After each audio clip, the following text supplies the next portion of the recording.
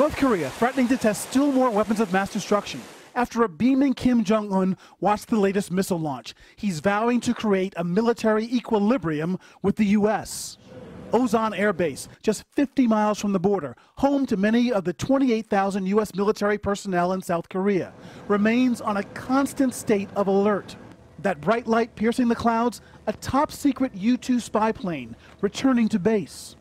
We're in the chase vehicle, the driver on the radio, guiding the pilot down. 3 now, 2. Nicknamed the Dragon Lady, first used to spy on the old Soviet Union, able to soar at some 70,000 feet, sending real-time pictures and sound from the ground back to base. Now taking on one of America's toughest challenges here, trying to gather intelligence about what Kim Jong Un will do next. How is it different now than under normal circumstances? We're busier now than we've ever been. Do you get calls from family, friends? Do they ask you what's going on? Yeah, we do, especially family back home in the States who are seeing kind of what's going on in the media. They call concerned. But for us here, really our daily operation, our daily job is just to be ready. Captain Drew Taylor of Newtown, Connecticut, who flies this supersonic F-16 fighter jet, would be among the first to respond to an attack. He says he can get from his bunk into the skies in less than 5 minutes. We are constantly training that every single sortie that we do could be our last training sortie, and we may be going to war after that. And you really feel that? It we feels do. Different. Another one down. Occasionally, a break from the intensity. Every returning U-2 pilot gets a hero's welcome after the standard, grueling 10-hour solo mission. How was it? Great. Our conversation interrupted. Sorry to interrupt. The pilot off to a confidential debriefing. While across this sprawling base, practically edging enemy territory, constant readiness for whatever they're called on to do. Ron Allen, NBC News, Ozan Air Base, South Korea. Well, the North Korea situation is just one of many serious challenges facing President Trump as he prepares to address the UN General Assembly on Tuesday. The president is in New Jersey tonight, and so is NBC's Kelly O'Donnell. Good evening, Kelly. We've seen just how U.S. troops are prepared for action in the region if need be. So what will President Trump do this week at the UN about North Korea, one of the most pressing topics he'll face?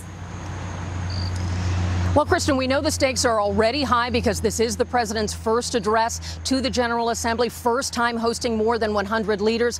And the unpredictable and dangerous provocations from the North are expected to dominate conversations. The president's message will be serious, saying that this is a global issue, not an American-only problem. To highlight that, he's going to host a high-profile lunch with the leaders of Japan and South Korea, whose nations are most vulnerable in all of this. And Ambassador Haley says recent sanctions need some more time to determine if they can have any impact on the regime. Kristen? Well, of course, we'll be tracking that very closely. But beyond North Korea, world leaders are expected to talk about implementing the Paris Climate Agreement. Of course, that's the accord that President Trump has said he's planning to withdraw from. So will there be new pressure on President Trump to change his position? That pressure is already starting, Kristen. And in part, it's because of another new leader coming to the high-profile setting of the UN General Assembly, French President Emmanuel Macron. Now, it does appear that Macron and President Trump have a warm relationship despite their differences on climate change. Macron will be trying to urge other leaders this week to begin to implement the Climate Change Pact, to spur the implementation. Now, tonight, the White House says there is no change in the official U.S. position. President Trump wants the U.S. out of that deal unless new terms can be negotiated.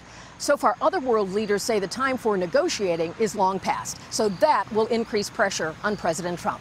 Kristen? Undoubtedly. All right, Kelly O'Donnell, thank you for that. Hey, NBC News fans, thanks for checking out our YouTube channel. Subscribe by clicking on that button down here, and click on any of the videos over here to watch the latest interviews, show highlights, and digital exclusives.